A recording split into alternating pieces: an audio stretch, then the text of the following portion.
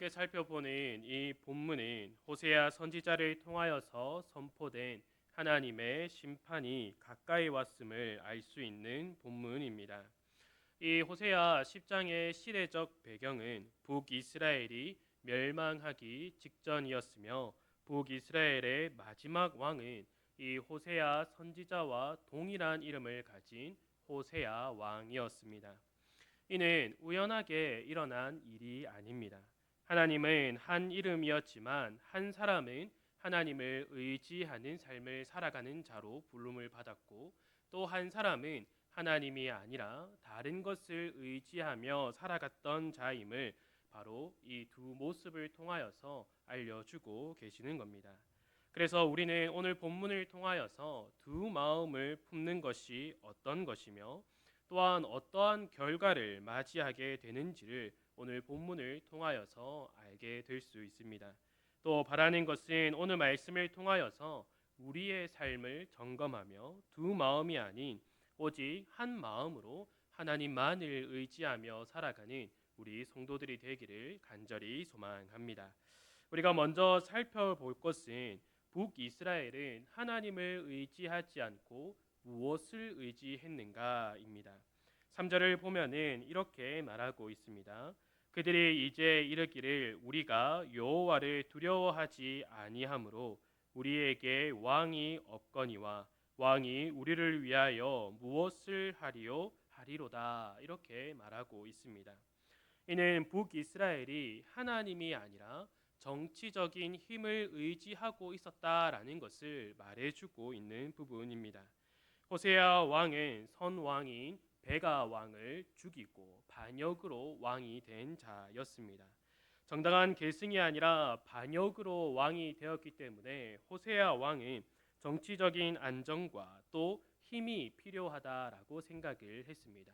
왜냐하면 자신에게 힘이 없다면 자신도 누군가에게 죽임을 당하여서 왕위를 빼앗기게 될 것이다라고 생각을 한 것이죠. 그래서 그가 선택한 것은 외교입니다.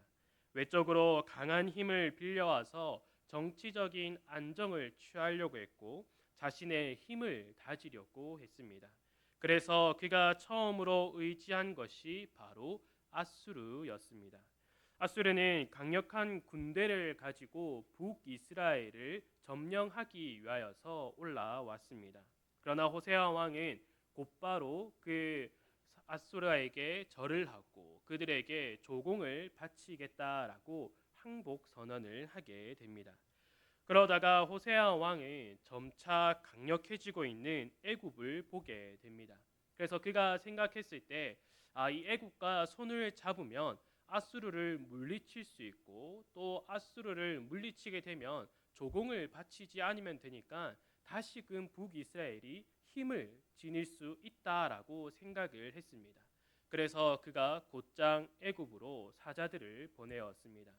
그러나 이러한 사자들을 보낸 것과 아수르의 조공을 바치지 않는 것이 아수르 왕이 알게 되고 곧바로 이 아수르는 군대를 가지고 북이스라엘을 침공합니다. 그래서 이 호세아 왕은 아수르로 끌려가서 감옥에 갇히게 됩니다. 그리고 그로부터 3년 뒤에 북이스라엘은 이 아수르에게 점령당하는 일을 우리가 알고 있습니다. 호세아 왕의 생각과 다르게 이 아수르의 힘이 더욱더 강력했다라는 거죠. 그리고 나서 북이스라엘이 이 사마리아가 점령되고 난 이후로 그들이 생각했던 강력한 힘, 군대 혹은 정치적인 이러한 모든 것들이 바로 헛된 것이다라는 것을 깨닫게 됩니다. 이는 북이스라엘뿐만 아니라 남유다도 마찬가지였습니다. 이스라엘 백성들이 그토록 원했던 왕이었습니다. 하나님은 그들의 유일한 통치자이셨지만 이스라엘 백성들은 주변 나라들처럼 강한 군대를 거느리고 더 많은 것을 누리고 싶어서 왕을 요구하였습니다. 자신들에게 왕이 있다면 그 왕을 통하여서 바로 우리가 강력한 나라가 될 수 있고 더욱더 풍족한 삶을 살아갈 수 있을 것이다 라고 생각을 하였습니다. 이렇게 사무엘에게 왕을 요구할 때 하나님은 어떤 말씀을 사무엘에게 해 주셨습니까? 하나님은 그들의 마음을 감찰하시고 꿰뚫어 보셔서 그들은 단지 왕을 원하고 있는 것이 아니라 하나님의 통치에서 벗어나고자 했다라는 겁니다. 하나님으로부터 더욱더 멀리 가고 싶었으며 하나님의 통치를 받지 않는 자신들의 생각대로 살아가고자 했던 모습이 있었다라는 것을 하나님은 분명하게 말씀해 주십니다. 그래서 하나님께서 사무엘 선지자에게 했던 말은 그들이 너를 버리는 것이 아니라 나를 버리려고 하는 것이다 임을 분명하게 말씀해 주셨죠. 그럼에도 불구하고 하나님은 이스라엘의 요구대로 왕을 세워 주십니다. 하나님은 왜 그들의 요구를 허락해 주셨겠습니까? 하나님은 이스라엘의 그 요구가 잘못된 요구임을 깨닫게 하시기 위하여서 그들에게 왕을 허락해 주십니다.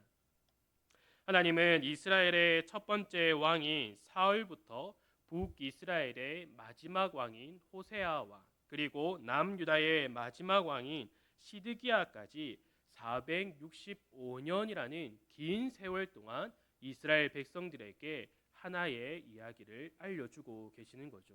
너희가 그토록 요구했던 왕, 하나의 어떠한 지도자가 너희를 성공으로 이끌지 못할 것이다 라는 것을 알려주는 것입니다.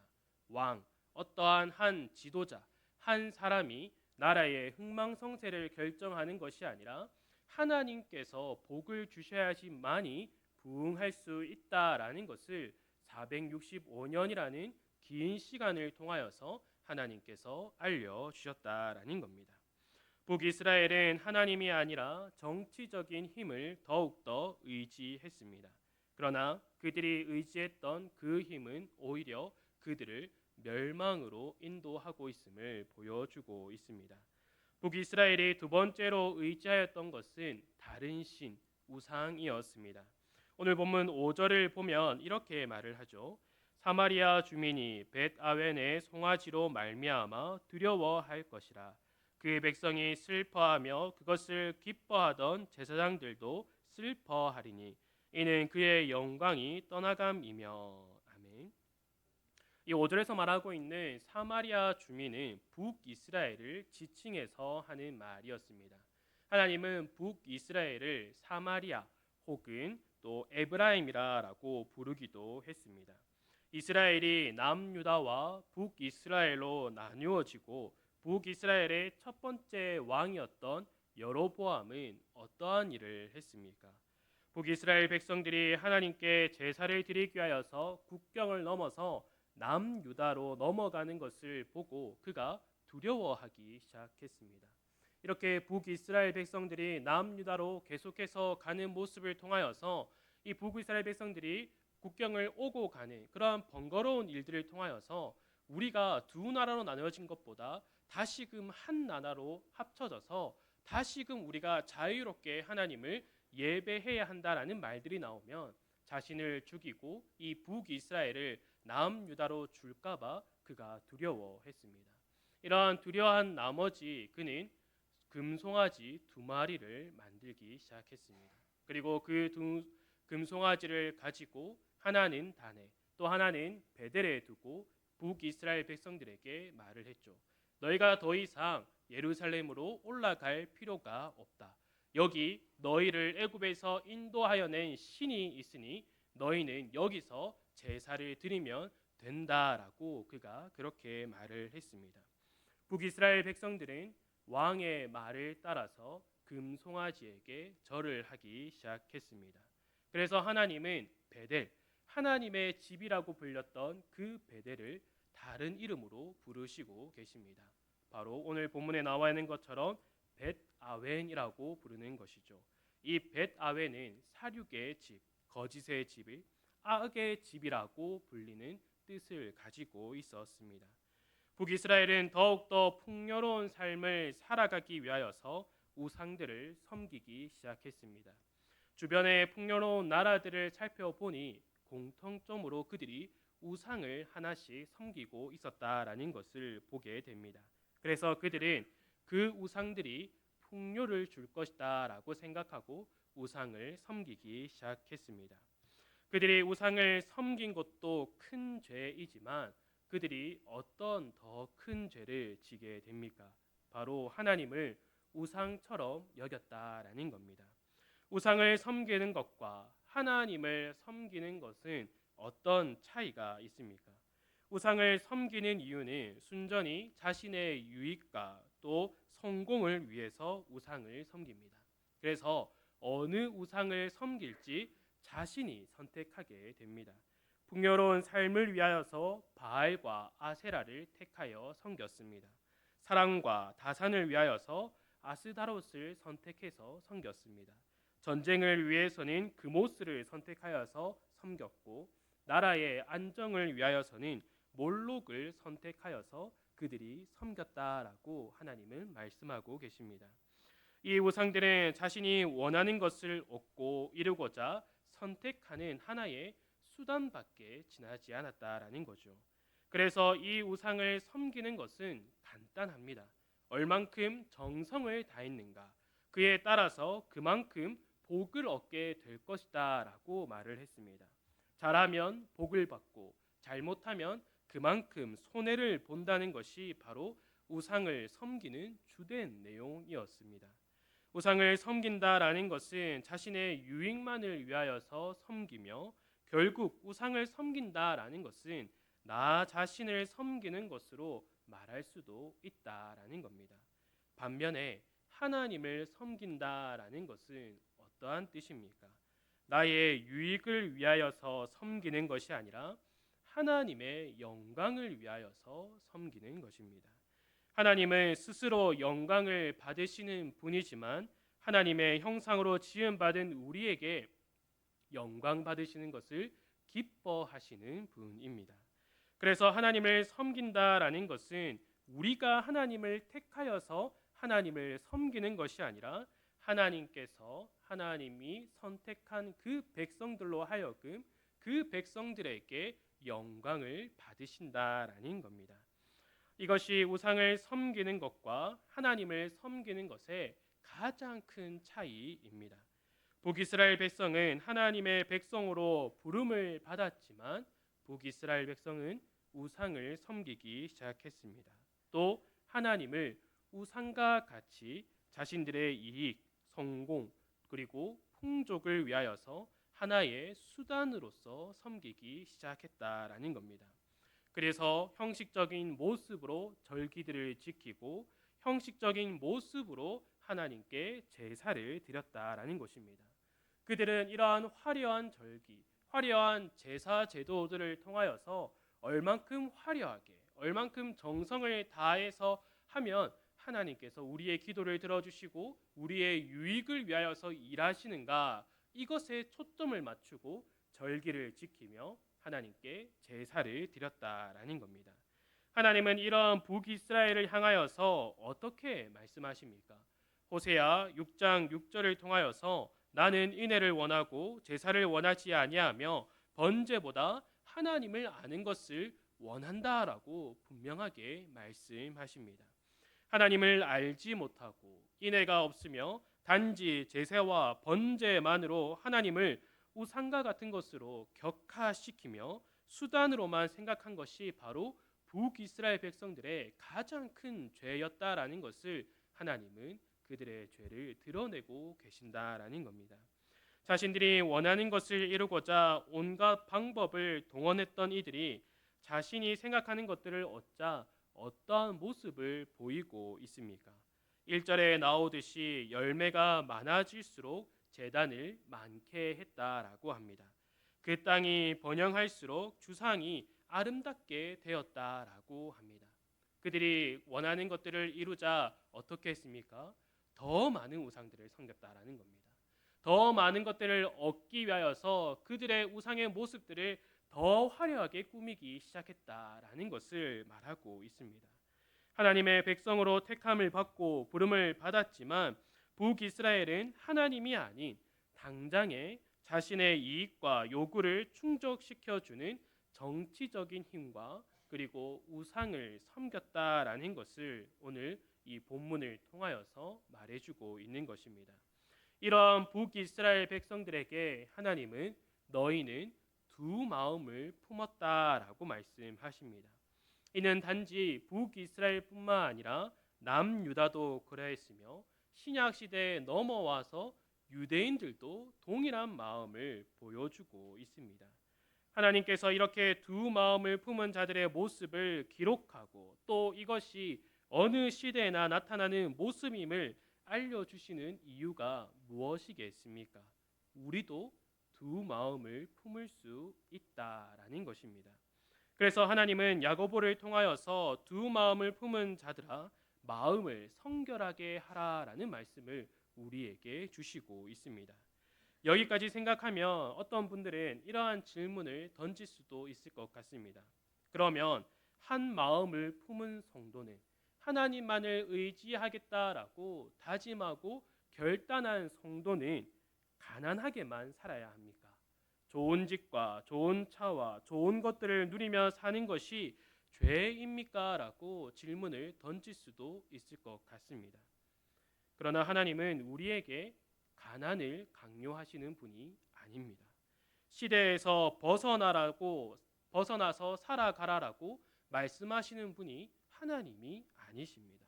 하나님은 하나님의 백성들에게 여러 형태의 복을 주시며 또 이 땅에서 하나님의 백성으로 복을 누리며 살아가게 만들어 가십니다. 그러나 우리에게 남아있는 죄의 본성이 또 죄가 가득한 세상이 하나님이 아닌 오직 부하게 되는 것만 쫓아 살아가게 만들어 간다라는 것을 우리에게 분명하게 알려주고 계시는 거죠. 디모데전서 6장을 우리가 한번 보겠습니다. 3절을 보면 그 위에 소제목이 나와 있습니다. 그 소제목에는 이렇게 적혀 있죠. 말씀과 경건에 대한 교훈이라고 아마 성경책을 보면 그렇게 소제목이 나와 있을 겁니다. 그래서 바울은 아들과 같이 여긴 디모데에게 말씀과 경건이 중요하다라는 것을 알려주는 것보다라고 우리가 생각할 수 있지만 그 내용을 읽어보면 어떠한 내용이 담겨 있습니까? 3절부터 10절까지를 우리가 한번 다 같이 읽어보도록 하겠습니다. 디모데전서 6장 3절부터입니다. 시작. 누구든지 다른 교훈을 하며 바른 말 곧 우리 주 예수 그리스도의 말씀과 경건에 관한 교훈을 따르지 아니하면 그는 교만하여 아무것도 알지 못하고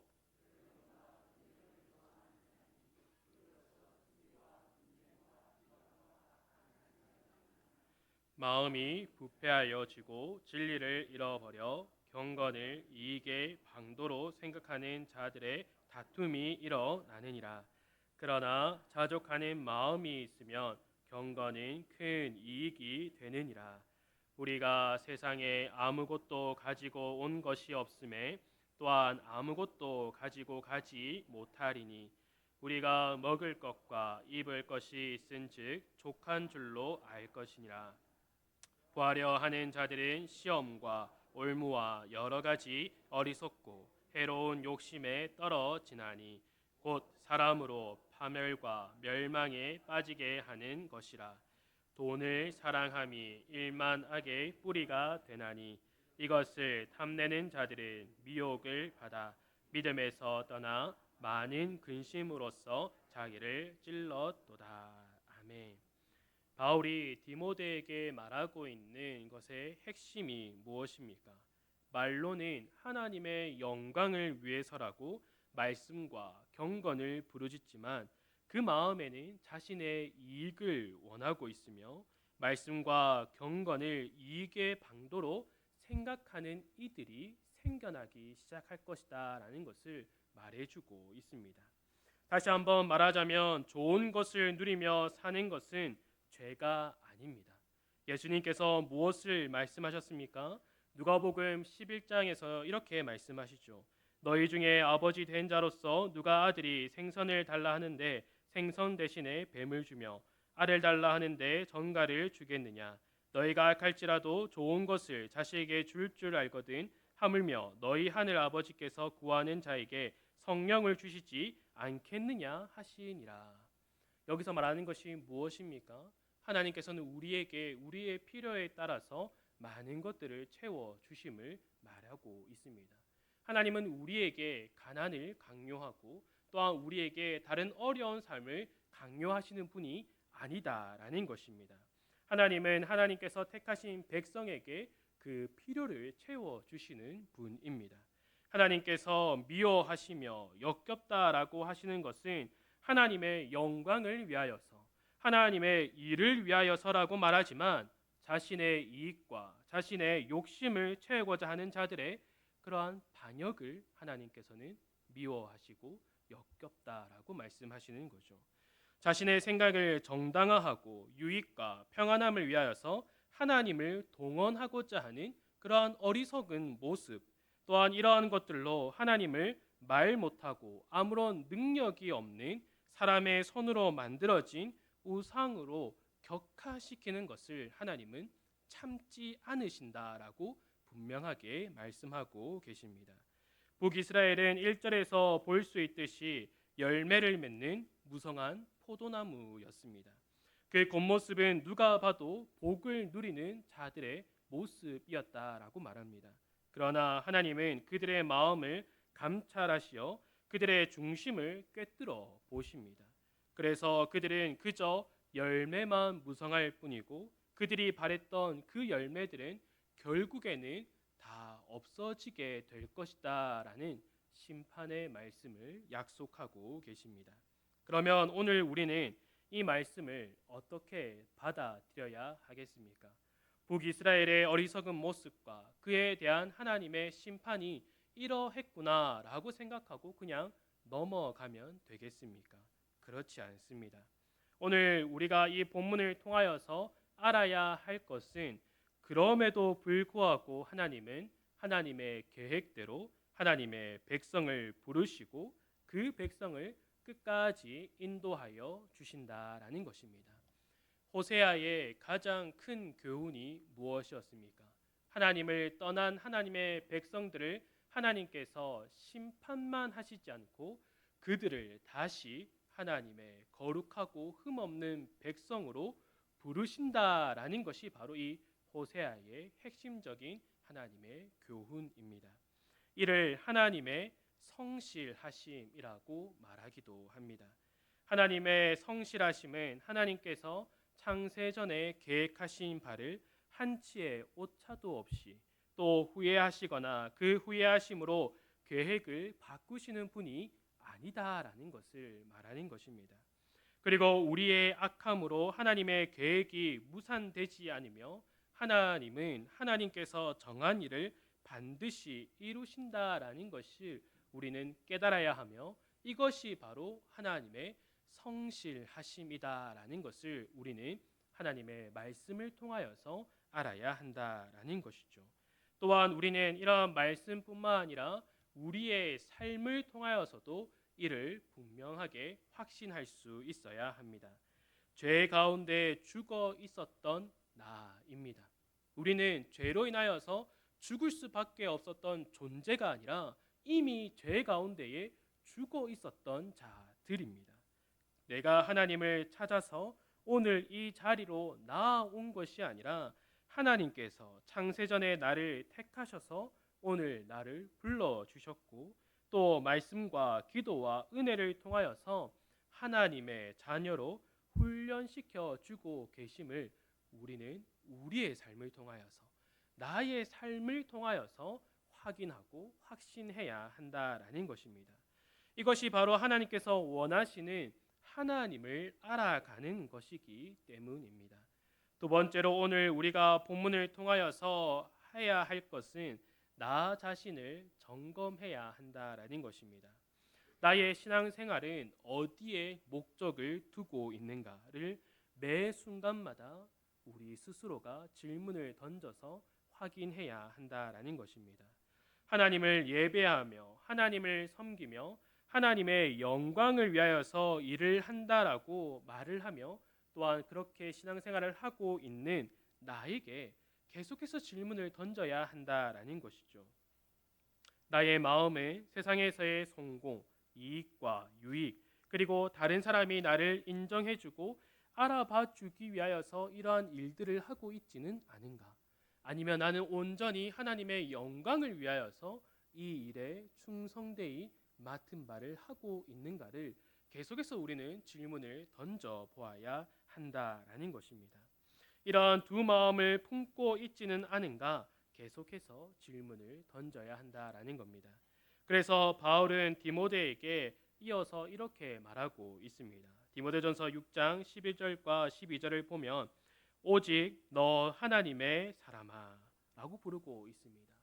그저 디모데야라고 부르는 것이 아니라 하나님의 사람아, 하나님께 부름을 받은 사람아, 하나님의 자녀로, 하나님의 성도로 부름을 받은 사람아, 이것들을 피하고 의와 경건과 믿음과 사랑과 인내와 온유를 따르며 믿음의 선한 싸움을 싸우라.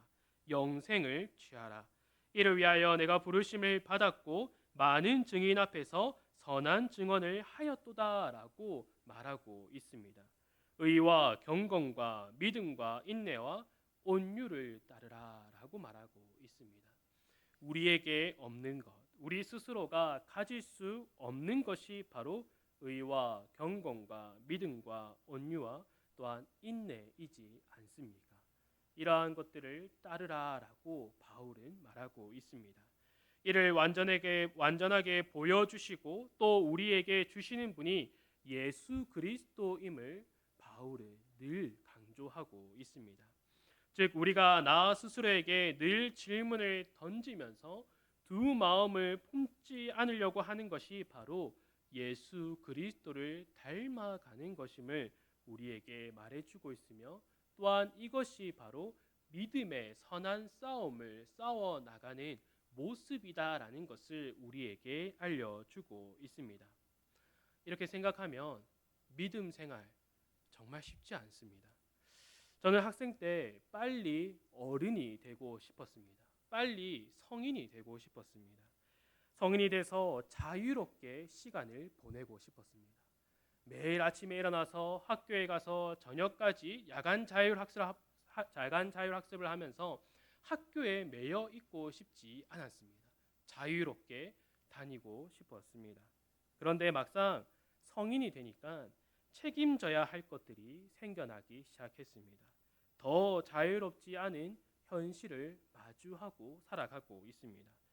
그래서 제가 지금이 든 생각은 조금만 더 나이가 들면 벌써 아직 좀 많이 이르지만 은퇴하는 나이가 되면 조금 더 편해지지 않을까라는 생각을 하기도 했습니다. 제가 그래서 우리 교회 정년 은퇴한 우리 성도분들을 보니까 늘 손주들의 손을 잡고 다니시더라고요. 그 모습을 보니까 더 쉽지 않은 짐을 지고 살아가고 계시구나라는 것을 다시금 생각하게 됩니다. 이렇게 짐을 내려놓는다라는 것, 인생의 짐을 내려놓는다라는 것이 어려운 현실입니다. 이는 우리가 살아가는 현실의 삶뿐만 아니라 신앙생활도 마찬가지인 것 같습니다. 신앙생활이 깊어지면 깊어질수록 더 치열하게 믿음의 선한 싸움을 하게 됩니다. 그렇지 않습니까? 어느 경지에 도달해서 허허하면서 웃고 있는 것이 신앙생활이 아님을 우리가 믿음이 가면 갈수록 깨닫게 되지 않습니까? 매 순간마다 믿음의 그 선한 싸움을 하는 것이 신앙생활의 깊이가 더해질수록 더 많아진다라는 것입니다. 우리가 이렇게 짐을 지고 또 이 믿음의 선한 싸움을 치열하게 할 수 있는 이유가 무엇이겠습니까? 마태복음에서 예수님이 우리에게 이렇게 말해주고 있습니다. 수고하고 무거운 짐진 자들아 다 내게로 오라. 내가 너희를 쉬게 하리라. 그러나 우리는 여기까지만 보면 안 됩니다. 예수님은 더 말씀하십니다. 나는 마음이 온유하고 겸손하니 나의 멍에를 메고 내게 배우라. 그리하면 너희 마음이 쉼을 얻으리니 이는 내 멍에는 쉽고 내 짐은 가벼움이라 하시니라. 이렇게 말하고 있습니다. 그저 우리가 예수님께 나아가서 우리의 짐을 다 풀어놓으면 될 것이다 라고 생각했지만 막상 예수님을 만나고 우리에게 믿음이 생기니까 우리에게 무엇이 주어집니까? 십자가가 주어지게 됩니다. 나를 부인하고 오직 예수 그리스도를 따라가는 삶, 내가 바랬던 삶, 나의 이익을 누리고 나의 성공을 바랬던 그 삶을 다 버리고 예수 그리스도를 닮아가는 삶으로 살아가는 그 멍에를 우리에게 지게 해 주신다라는 겁니다. 그러면 어떻습니까? 그 십자가를 진 것이 얼마나 무겁다라고 생각을 하겠습니까? 그러나 예수님께서 말씀하고 계시는 것이 무엇입니까?